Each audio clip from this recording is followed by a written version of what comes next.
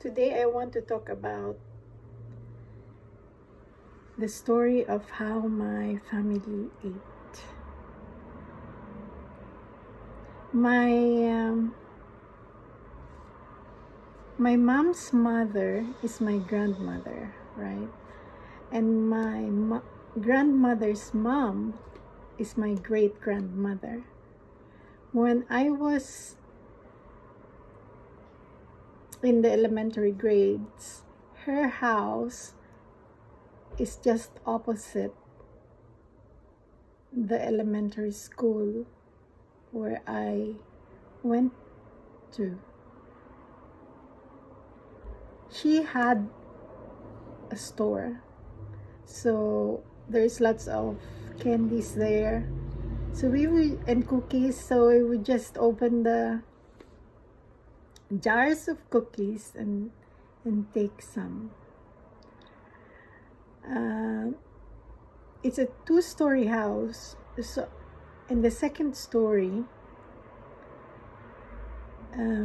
she would cook some coconut sweet bars made out of coconut and sugar and a little bit of lime lime peels, and of course, because it's sweet and gooey, I would eat them a lot.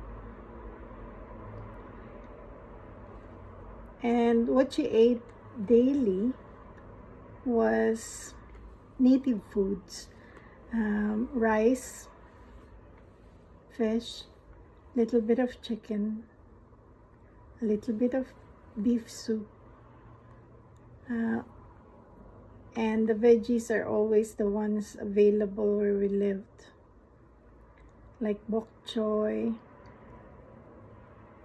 potatoes.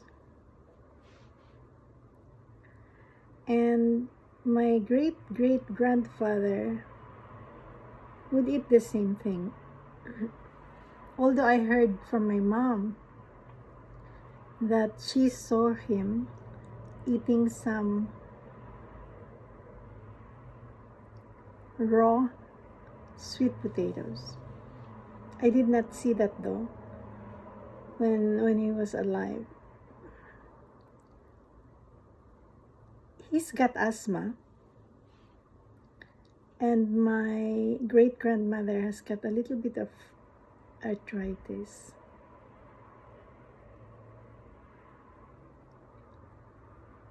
And my grandmother lived until the age of 90 plus. My grandmother is the one I lived with when my mom was studying in the city when I was young. And what she ate was the same thing. She ate native foods, a lot of boiled rice, dried fish, sardines, herring, tilapia, tuna, mackerel, and the veggies would have a lot of coconut milk, and she would use green jackfruit and coconut milk and ginger, lots of sweets too, which is usually glutinous rice sweets as our snacks, with a lot of sugar and some ripe jackfruit as flavoring. And there's this dessert which is made out of, it's like coconut milk soup dessert with some jackfruit and some glutinous rice balls that's gooey with some sweet potatoes, because that's what's available. My grandfather and my grandmother separated, so I did not see my grandfather. Although I heard other family members saying he drank liquor. And he was very picky in what he eats.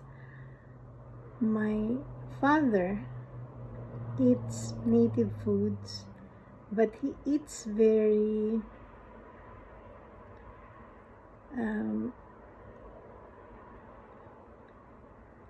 in a way that is not abusive to his body. He would just eat and stop when he's full. And he eats native sweets.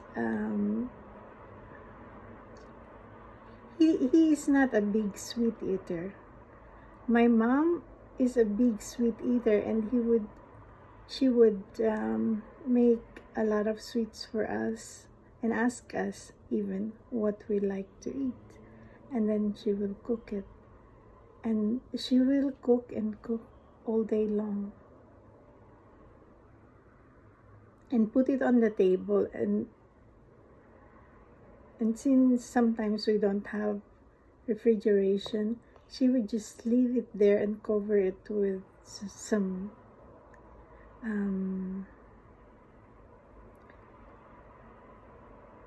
cloth. There's this wire covering, food covering, that is available in the Philippines, so she would use that and put that on top of the food to keep the flies away. So this is how they ate, and it's very obvious how they ate and how they decided what to eat was according to what is available at that time. So it's very important for us to realize that there's not really that much available where we were. And now we have everything. We can get anything. So there's really no excuse why we cannot give the body something that it needs. So the biggest hurdle for me was stopping eating, because I like to cook.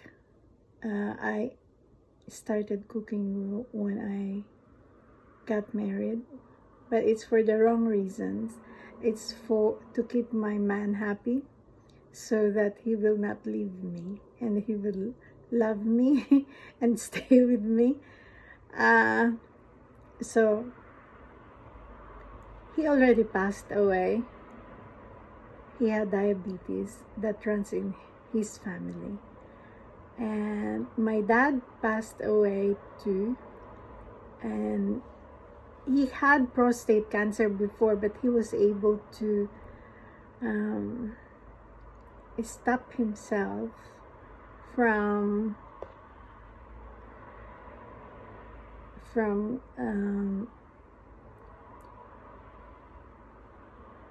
continuing on with that cancer. He healed himself with that cancer, and then he died of some a dementia kind of thing, a slight dementia, where